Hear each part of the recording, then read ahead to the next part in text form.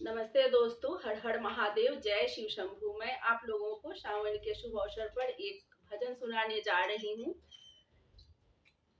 अच्छा लगे तो लाइक शेयर कमेंट जरूर कीजिएगा। शिव जी के आड़ी लागेला फूलवाड़ी, उपजेला भंगिया धतूर हे, उपजेला भंगिया धतूर। एक मुट्ठी भंगिया शिवजी सुरूपी पेलाईने, धाई दिहनी गौरा के पास है, धाई दिहनी गौरा के पास। कहाँ गई किया भैली गौरा सोहागिन, भंगिया डगरी मोहि देसु हे, भंगिया डगरी मोहि देसु हे। कहाँ बाड़े शिवजी सिलावट लोढ़ा,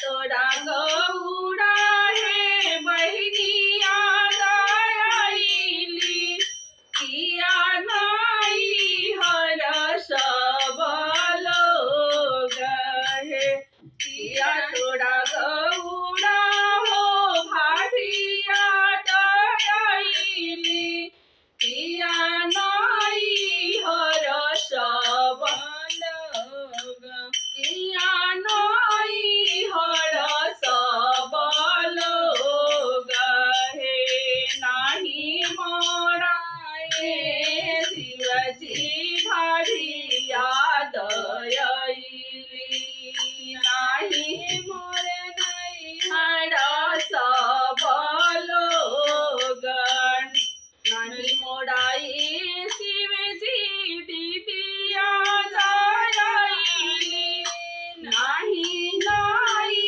हर सब लोग हे नाही नाई हर सब लोग जहिया से शिवजी रौरा संगे आईनी भंगिया रगरत दीना चास हे जहिया से शिवजी रौरा से बियाह भइले भंगिया घोटत दीना चास हे भंगिया मिसत दीना चास हे। हर हर महादेव।